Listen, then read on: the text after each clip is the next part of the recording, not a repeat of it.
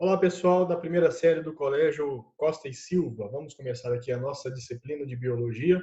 Mais uma aula maravilhosa aqui para o nosso aprendizado. Bom, na aula anterior, nós verificamos e fizemos comentários a respeito dos itens que eu havia passado na pesquisa para vocês. E aí, conforme eu disse, que na videoaula seguinte seria discutido os assuntos teóricos a respeito dos assuntos. Aqui nós iremos, portanto, fazer uns comentários a respeito da teoria, tá bom? E junto com o link da aula, eu também vou mandar o arquivo em PDF da parte escrita, desses slides que eu estarei projetando aqui na gravação. Eu peço para vocês copiarem, tá bom? Apenas as partes que tiver texto, não precisa fazer desenho, ok? Ou se o aluno que tem acesso à internet, à impressora, se preferir imprimir, fique à vontade, tá bom? Como eu vou mandar o arquivo em PDF, tem uma possibilidade de você, quando você entra na configuração da impressora, imprimir 2 slides por folha, 4 slides por folha. Eu recomendo que vocês imprimam 4 slides por folha, porque a folha vai sair deitada e nós teremos 4 páginas dos slides aí. Não precisa imprimir uma folha por slide, que senão vai dar uma quantidade imensa de folhas, tá certo? Bom, vamos lá. Vamos começar aqui. Ou seja, o aluno pode preferir ou copiar no caderno apenas os textos ou imprimir, tá certo? Aí, no caso, se for impressão, já imprime tudo, recorta e cola no caderno, tá certo? Vamos lá. E nós estaremos estudando fundamentos de citologia. Lembrando que nós já definimos citologia e aqui nós iremos falar novamente para que vocês não se esqueçam dos conceitos, tá bom? E da definição de citologia, que atualmente, como nós vimos na aula anterior, é conhecida como biologia celular, um termo mais moderno para a nomenclatura da citologia. Pois bem, vamos lá. Primeiro slide. Nós temos aqui a base da teoria celular, que estabelece atualmente que todos os organismos vivos são compostos por uma ou mais células, e aí nós temos os seres unicelulares e multicelulares ou pluricelulares, que nós já vimos em aulas presenciais. Vocês lembram? O que é um ser unicelular? Constituído por uma única célula. E um ser multicelular ou pluricelular, esse termo multi, várias ou pluri, várias, tá bom? Então nós temos aí o primeiro link, o primeiro item da base da teoria celular é que nós temos organismos compostos por uma ou mais células. Questão de prova, fiquem atentos. Segundo critério aqui, as reações químicas de um organismo vivo, incluindo as de biossíntese e as de seus processos de liberação de energia, ocorrem nas células e exclusivamente nas células. A manutenção do nosso corpo, a obtenção de energia a partir do alimento, todos os nossos sistemas reacionais do nosso corpo ocorrem nas células. Veja bem, o entendimento, a necessidade da compreensão do assunto sobre células é muito importante para o estudo de biologia e para o desenvolvimento da ciência na forma das ciências naturais.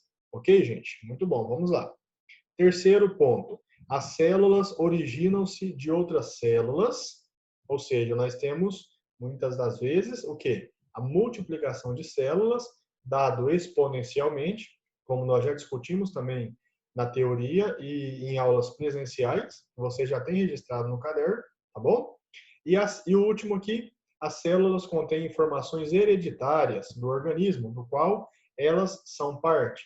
E essa informação é passada da célula mãe para a célula filha, ok? Então, nós temos o código genético, nós temos o DNA e o RNA incluídos na célula, que é a carga genética, o código genético e dá a variabilidade genética das espécies. Tudo bem? Vamos lá. Vamos falar agora de diversidade versus similaridade da célula. Uma célula viva, ela é uma unidade que se autocontém e é autossustentável, tudo bem? Então, a célula, por si só, ela produz o seu próprio alimento, a sua própria energia para a manutenção da vida.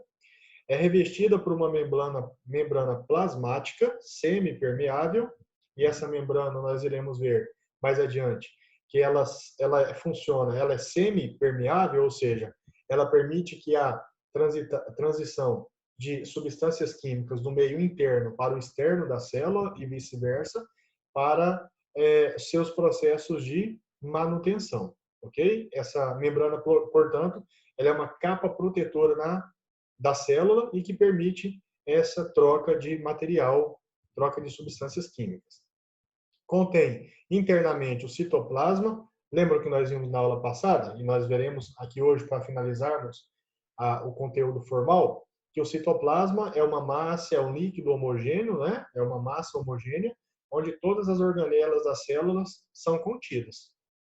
Cada célula contém o DNA, lembra do nosso trabalho? E aí do trabalho que eu passei para vocês em sala de aula presencial, e aí eu falei, gente, não esqueça o nome do ácido do DNA, que é um palavrão, na verdade. É o ácido desoxirribonucleico. E aí é quase um trava-língua, e aí nós podemos, não precisa falar a palavra no todo, vai falando com intervalos, ó. Desoxirribonucleico. Né? E aí nós fizemos até a oralidade, falamos todo mundo junto nas aulas presenciais. Eu acredito que agora vocês não tenham mais dúvidas na escrita e nem na oratória, não é? Então veja bem, ó, DNA, a sigla em inglês, ácido desoxirribonucleico, tudo bem? E nós também temos o ácido ribonucleico, só para lembrar, né? Que é o RNA. E a célula codifica a informação genética, ou seja, ela lê a informação genética, ela processa a informação genética, e esse código, esse DNA, com raras exceções, é o mesmo para cada organismo, seja uma bactéria, uma planta ou o ser humano. Você tem o seu DNA, ele é exclusivo para você. Ele que dá a característica do seu corpo. Cor de cabelo, cor dos olhos, cor da pele.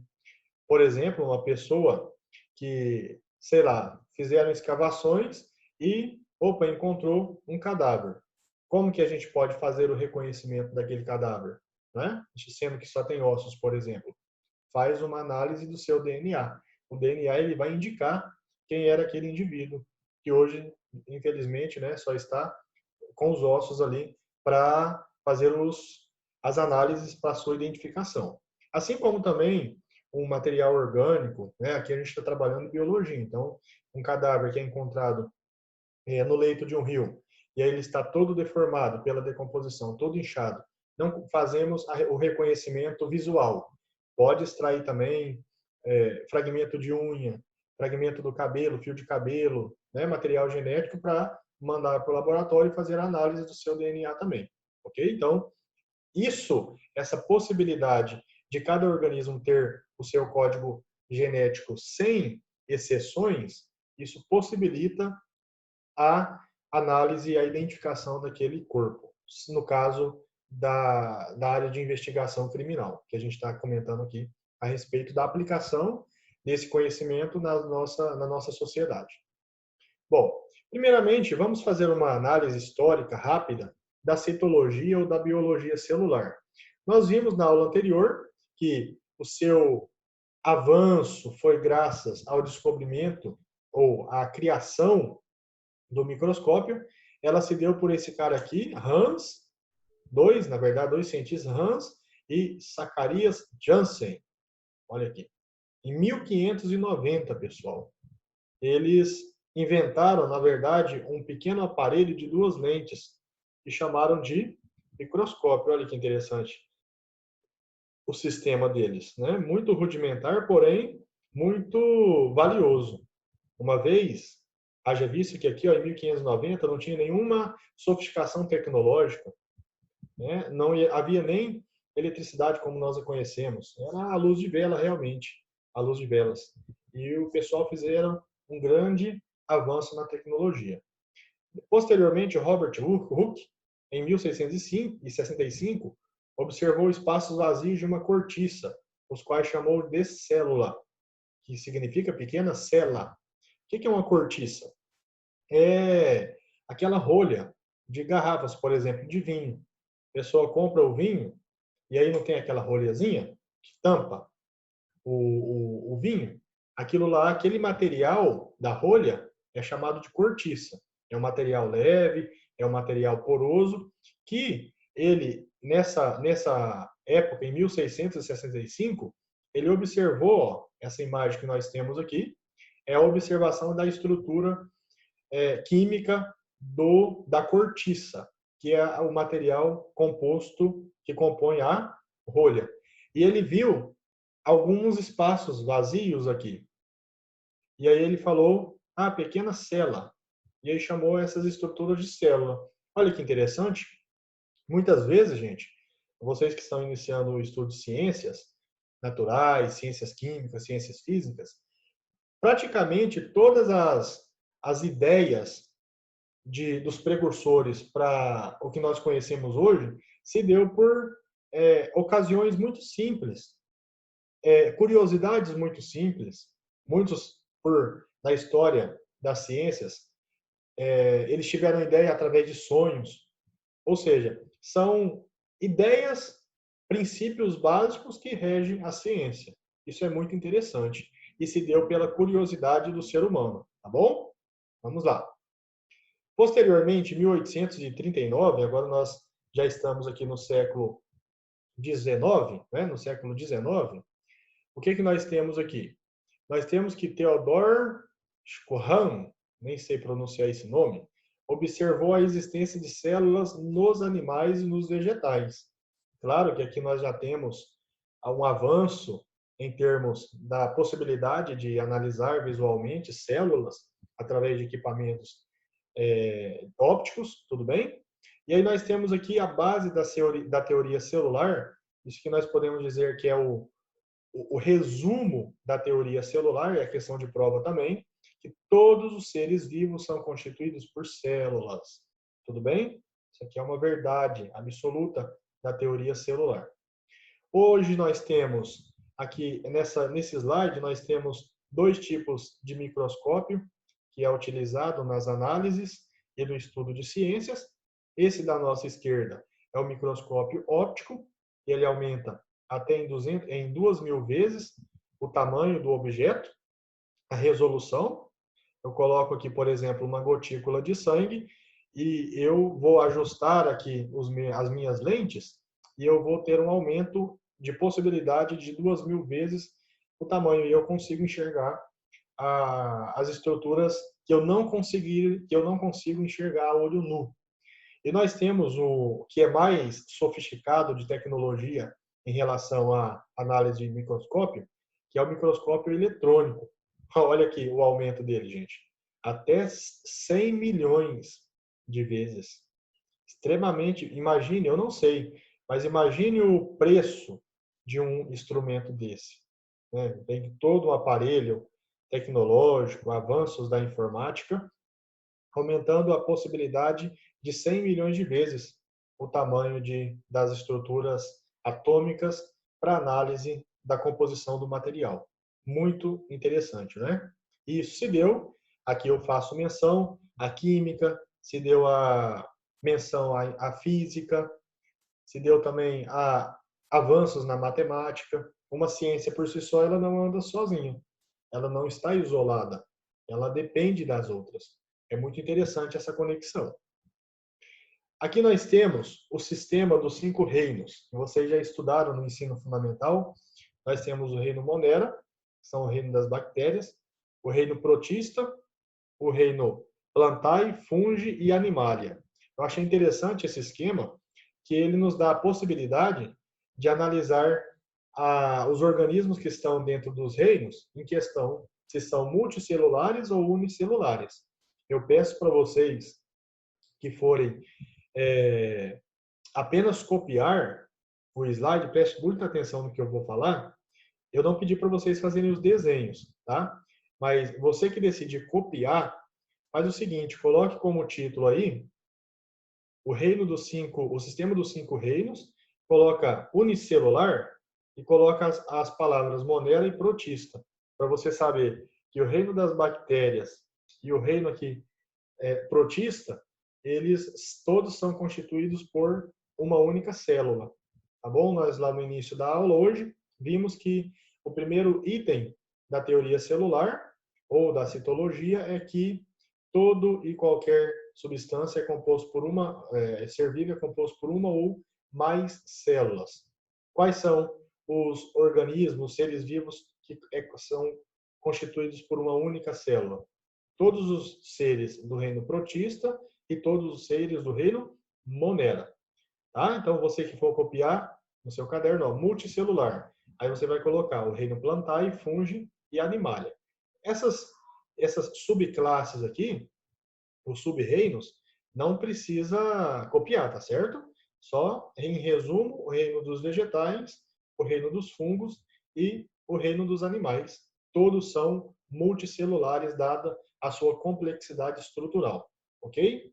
Isso aqui é interessante nós também anotarmos, ó, que os reinos protista, animalia, fungi e plantae, eles contêm membrana nuclear, dada a complexidade crescente desses reinos, tá? Obviamente, os reinos animalia, fungi e plantae, eles são mais complexos em relação ao reino protista, o reino dos protozoários, tá certo? E o reino monera é o único sem membrana nuclear, ok? Não tem a membrana nuclear. É muito interessante isso aí, tá bom? Anotem isso, que é de suma importância para a gente no momento. Ok. Os seres vivos, formados por células, podem ser classificados como unicelulares, seres vivos formados por uma única célula. Exemplos: bactérias, algas e protozoários, como nós vimos no slide anterior, né? O reino das bactérias, dos protozoários, das algas, todos são constituídos por seres unicelulares. Gente, vocês podem pensar que eu estou repetindo muitas coisas desnecessariamente, mas não é, tá bom? Eu estou repetindo muitas coisas para realmente ficar memorizado para vocês, realmente para que vocês não simplesmente memorizem, mas para que vocês aprendam o conteúdo, uma vez que muitas das teorias são extensas, são complexas, nomes diferentes. Portanto, a gente fazer sempre a menção e a repetição oral, e vocês escreverem sempre no caderno quando aparecer no material, é de muita importância, que isso aí vai ficando fixado na mente de vocês, e vocês não apenas memorizam, mas unicamente aprendem, compreendem realmente, tá bom? Então, nós temos seres unicelulares. Aqui nós temos um exemplo da bactéria Escherichia coli, tá? Da E. coli, uma abreviação dessa bactéria. É uma bactéria que é um habitante comum e geralmente inofensivo do trato intestinal humano, dentro do nosso aparelho digestivo. É o exemplo de uma célula procarionte, ou seja, não tem uma complexidade na sua estrutura, como nós vimos na aula anterior. Cada um desses organismos, em forma de bastonetes com formato de vara, tem uma parede celular, uma membrana plasmática e um citoplasma. Não tem núcleo, tá? As duas células no centro são um produto de uma divisão celular recente e que ainda não se separaram completamente. O DNA é encontrado na área menos granular, o nucleóide, no centro de cada célula, que é o que a gente chama de um núcleo falso. Isso aqui não é um núcleo propriamente dito, tá certo? É uma região onde o DNA se concentra em maior quantidade, mas não é o núcleo, porque a célula procarionte, como nós já sabemos, vimos na aula anterior, que ela não contém um núcleo como a célula eucarionte, tá bom? Ou eucariótica. A aparência densamente granular do citoplasma é devido principalmente à presença de numerosos ribossomos, estruturas envolvidas com a produção ou síntese de proteínas, tá bom? Então, nós estamos aqui analisando uma divisão celular. Isso é uma imagem real, tá bom? Olha que interessante. Não é uma imagem, não é uma mera ilustração, é uma imagem real obtida pela análise no microscópio eletrônico. Muito bom. As células podem ser classificadas ou categorizadas pelo tamanho. São as microscópicas, com tamanho menor que 0,1 milímetro, e as macroscópicas maiores que 0,1 milímetro. Essas macroscópicas podem ser vistas a olho nu. Não sei se vocês sabiam, mas o ovo é uma célula gigante. O ovo é uma célula, tá bom? Mas uma célula que eu consigo visualizar ela perfeitamente a olho nu.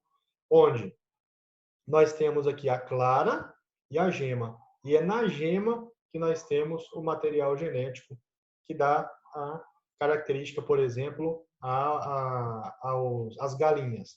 Né? Se deixarmos o ovo se reproduzir e fizer a formação do feto. Tá bom? Vamos dizer assim. Numa laranja, cada gomo, cada fiapinho da laranja, cada gominho daquele é uma célula também. Ou seja, são células macroscópicas, macro, grandes, tá bom? Que eu consigo ver a olho nu. Acredito que vocês não sabiam, mas agora nós sabemos que o ovo é considerado uma célula, os gominhos de laranja também são considerados uma células, muito interessante. Nós temos, e agora, células microscópicas, que nós não conseguimos ver a olho nu. O formato delas, formato de discos, chamado de discoides, tá bom? Por exemplo, as hemácias. Isso aqui é uma ilustração das nossas hemácias, que dá a coloração vermelha ao sangue, é responsável pelo transporte de oxigênio pela nossa corrente sanguínea. Nós temos células esféricas, tá bom? Como se fossem esferas. Nós temos células no formato estreladas, tá bom? No formato de estrelas, com ramificações. E nós temos as células alongadas na forma de bastonetes, ó, chamada de fusiformes, no formato de cápsulas, como, por exemplo, aqueles remédios encapsulados. Basicamente, se a gente analisa agora as estruturas das células, uma célula é formada por 3 partes básicas. Gente, eu quero que vocês copiem isso e circule, tá bom? Circule. Se você tem marca-texto, marca este slide aqui. Quem for imprimir, marca direto na impressão. Quem for copiar, copia de uma cor vermelha, uma cor diferente, e ainda para selecionar, para deixar mais destacado no seu caderno, passa aí um quadro, faz algo para destacar. Passa marca-texto nas palavras, porque isso aqui é muito importante e é comum a cada tipo de célula, seja ela eucariote, seja ela animal, seja ela vegetal. Quais são? A membrana, o citoplasma e o núcleo. Tudo bem? Fique bastante claro isso aqui para vocês. Comum a todo tipo de célula: membrana, citoplasma e núcleo. O que é a membrana? Estrutura que envolve e limita a célula. Olha aqui. A membrana é esta capa, vamos dizer assim, protetora da célula. O citoplasma, que é esse material onde nós temos a disposição organizada das organelas. Região que fica entre a membrana e o núcleo. Então, essa região onde se concentram as organelas, ficando entre a membrana plasmática e o núcleo, nós temos o citoplasma. Não esqueçam disso. Estou falando para vocês marcarem, porque isso é muito importante e pode ser questão de prova, tá? E o núcleo, estrutura que controla as atividades celulares. É aqui que é armazenado o material genético, o DNA das células que dá natureza aos seres vivos. Aí você vai me falar, não professor, mas basicamente é uma célula formada por 3 partes. Mas núcleo não existe na célula eucarionte. Vamos voltar aqui. Existe um falso núcleo na célula eucarionte, tá? Ou na eucariótica, ou na eucariota. Existe um falso núcleo onde o DNA se concentra em maior quantidade. Não confunda isso, tá? Na aula de ontem, por exemplo, quando nós vimos a célula que contém núcleo, a célula eucarionte, desculpe que eu falei, a célula eucarionte não tem, é a procarionte que não tem núcleo, tá? Só corrigindo aqui. Nós ontem vimos que a célula eucarionte é a que tem núcleo, que é chamada de núcleo verdadeiro. Você pode até voltar na aula anterior, você vai verificar esse caso que eu falei lá, núcleo verdadeiro, tá bom? Isso é muito importante. Vamos aqui. Ok, aqui está certo. A membrana plasmática. Vamos falar da importância de cada uma dessas 3 estruturas básicas. É uma estrutura dupla que envolve e protege todo o interior da célula. Então, gente, memoriza. Qual a importância da membrana plasmática? Envolver e proteger a célula, ok? É uma membrana, é uma capa que protege a célula do meio externo, tudo bem? Ela possui a capacidade de permeabilização seletiva, ou seja, ela controla substâncias que entram e saem da célula, tudo bem? Ela, portanto, tem a capacidade de selecionar as substâncias que entram e saem da célula. Aqui nós temos toda a estrutura. Claro que eu não vou cobrar isso aqui, é apenas para que nós observemos e tenhamos em mente, tá bom? Quais são as suas funções? Para nós deixarmos aqui mais oficializado. Manutenção da integridade da estrutura da célula, ou seja, de proteção, realmente, para que não venha nenhum meio externo e degrade, prejudique, destrua a célula, tá bom? Ela tem a função de permeabilidade seletiva, que nós já vimos, que é o controle da movimentação de substâncias para dentro e para fora da célula. Formação de gradientes de potencial eletroquímico, que são substâncias que têm potencial energético, tá? Produzem energia. Regulação das interações entre duas células, tá? Entre células. Receptores, reconhecimento de antígenos, células estranhas, células alteradas, hormônios. Ou seja, ela tem a capacidade de detectar, opa, está chegando um antígeno aí, está chegando uma célula estranha, ok? Está chegando uma célula alterada. Opa, está vindo aí um hormônio, tá bom? Então ela tem essa capacidade de recepção. Atua também como interface entre o citoplasma e o meio externo, como eu falei para vocês. Depois da membrana já está o citoplasma, então entre o meio externo e o citoplasma nós temos a membrana, tá certo? Estabelecimento de sistemas de transporte para moléculas específicas e transdução de sinais extracelulares, ou seja, fora da célula, em aspectos físicos e ou químicos, em eventos intracelulares. Então, nós temos essa comunicação do meio externo com o meio interno, em questões físicas e questões químicas. Certo, gente? Vão anotando isso aí que é muito importante para quem não for imprimir. E a parede celulósica? Se nós estivermos trabalhando, veja bem, que uma célula animal, nós discutimos na aula de ontem, a célula animal tem a membrana plasmática. E a célula vegetal? Nós temos a parede celular. Fizemos um item ontem, uma questão, qual é a única diferença básica entre uma célula animal e uma célula vegetal? Ambas têm o que? Aliás, a única diferença é que na célula vegetal nós temos a parede celular, constituída por quem? Por celulose. Nós já estudamos ontem também. Ok? Então, essa é a diferença básica.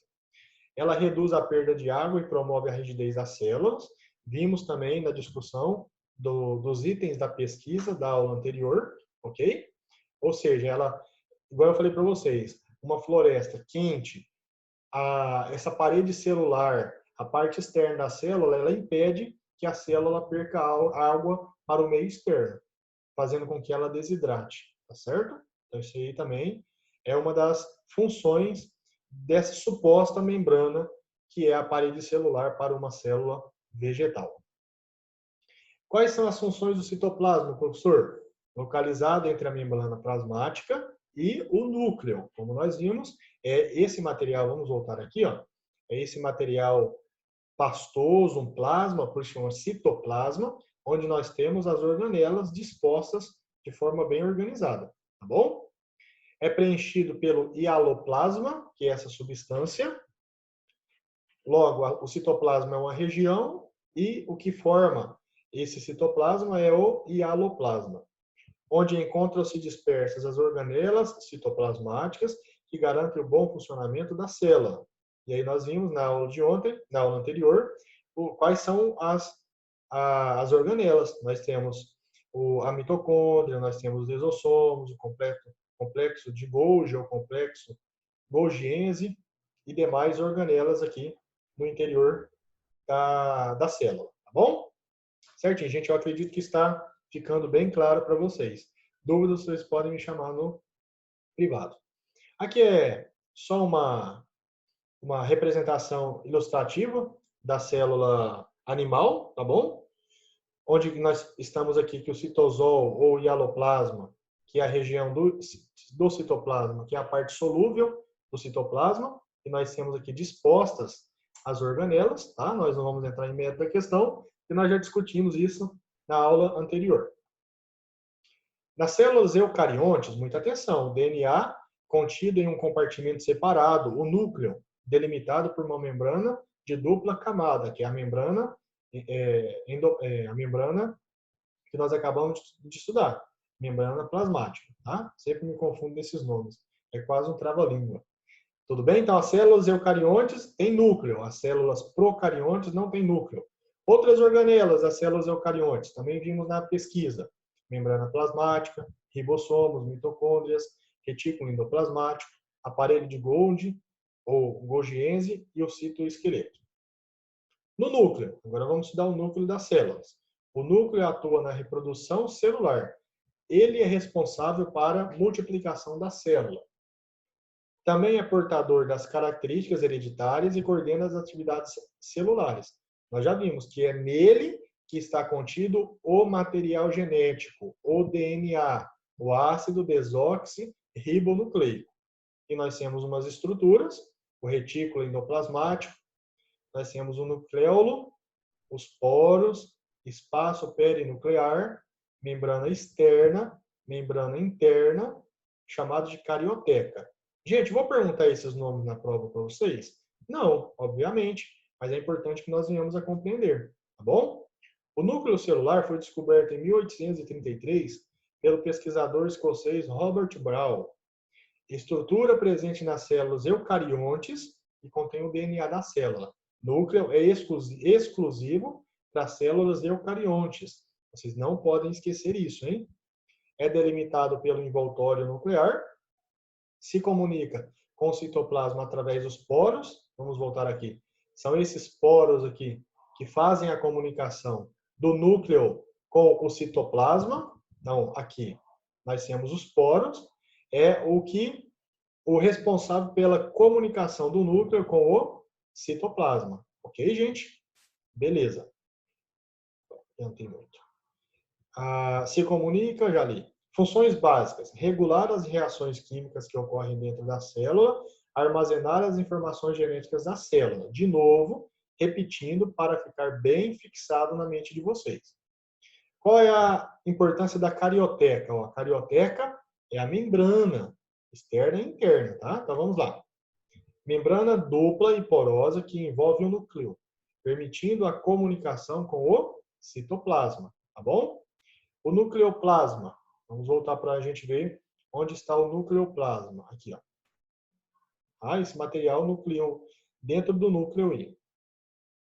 Massa fluida limitada pela carioteca que ocupa o interior do núcleo. Cromatina. Onde que está a cromatina no nosso desenho? Nesse que nós não temos, né? Vamos ver se nós temos aqui. Onde que está a cromatina? Não, nesse desenho também não tem. Mas vamos ver qual que é a função dela. Material constituído por DNA, que é o material genético, responsável pelas características hereditárias. Então, a substância formadora do DNA é chamada de cromatina. Por isso que ela não mostrou lá, porque é uma substância, né? O nucleolo, estrutura que produz proteínas. Era como se fosse o núcleo do núcleo. É a região central do núcleo, tá bom? É aqui que nós teremos a formação, a produção de proteínas, a síntese de proteínas. Outro componente também importante das células é o retículo endoplasmático. Nós temos dois, o liso, formado por sistemas de túbulos cilíndricos e sem ribossomos aderidos à membrana, tem como função participar principalmente da produção da síntese de esteroides, que são os hormônios, fosfolipídios, que são algumas classes de lipídios e outros lipídios quaisquer, contribui para a desintoxicação do organismo. Então, olha que interessante, quando a pessoa tem uma intoxicação alimentar, por exemplo, é a função do retículo endoplasmático dentro da célula, que tem a função de desintoxicação dessa célula, e como um todo, a desintoxicação do organismo. Como nós falamos, nós temos o retículo endoplasmático liso e nós temos o rugoso, também conhecido como ergastoplasma. Olha que trava-língua. Ergastoplasma, tá? É formado por sistemas de túbulos achatados e ribossomos aderidos à membrana, o que lhe confere aspecto de grânulos, aspecto granular. Qual é a função? Participa da produção de proteínas também, assim como nós temos lá no nucleolo, né? Nucleolo, que é a estrutura que produz proteínas. E esse tipo de retículo é muito desenvolvido em células com função secretora, com função de eliminar excreções. Bom, aqui nós temos um esquema básico para que a gente veja a estrutura de uma célula, dos ribossomos. A estrutura ela é composta pela proteína e pelo RNA. Ela tem cerca de 25 nanômetros de comprimento, muito pequeno, tá? As características, a descoberta se deu em 1956 por George Palade. O tamanho de 150 angstroms. Isso aqui, gente, é só informação, é só informativo. Não é questão de prova, tá? Eu não vou perguntar qual é o tamanho dos ribossomos, qual foi o ano que ele foi descoberto, por quem foi descoberto, tá bom? Qual é a composição química deles? Os ribonucleoproteínas, RNA, ok? Os ácidos ribonucleicos. A origem está no nucleolo, que é a região central do núcleo. Localização, livres ou aderidos ao retículo endoplasmático. A função, produzir proteínas. A palavra síntese vem de produção, tá bom? Complexo de Golgi, ou complexo golgiense. São organelas encontradas em quase todas as células eucarióticas, células que contêm núcleo. O nome se dá em homenagem a Camilo Golgi, que as identificou, tudo bem? Em ciências é muito comum, se a pessoa faz a descoberta, oficializa-se o nome dessa descoberta, dessa estrutura, dando o nome da estrutura, o nome da pesquisa a ele, como homenagem.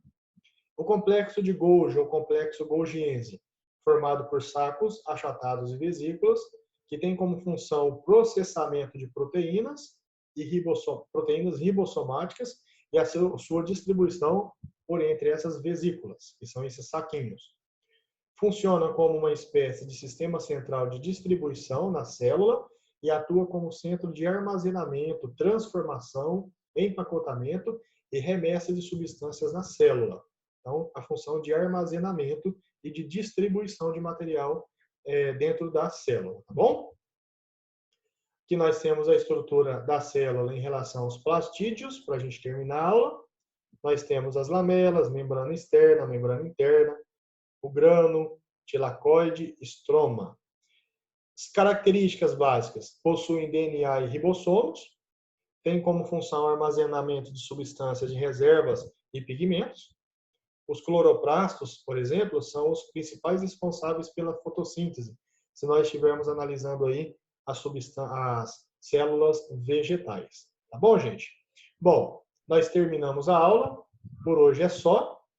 Aqui nós, então, finalizamos o conteúdo a respeito de citologia, estrutura, fisiologia e composição da célula. Estejam bem atentos a tudo que nós estudamos. Durante esta semana, até a próxima aula, ou tire xerox, escolhe as impressões no caderno e me mande as fotos, ou copie apenas os textos, tá bom? Para que vocês, posteriormente ao retorno às aulas presenciais, nós possamos fechar essas discussões para perfeita compreensão de vocês, tá bom? Teve dúvida, é só me chamar no privado, que eu estou à inteira disposição de vocês. Terminou de imprimir, colar, ou terminou de copiar tudo, fotografe e manda no meu privado para eu registrar a participação de vocês. Tá bom, gente? Um abraço e até a nossa próxima aula, se Deus quiser. Tchau, tchau.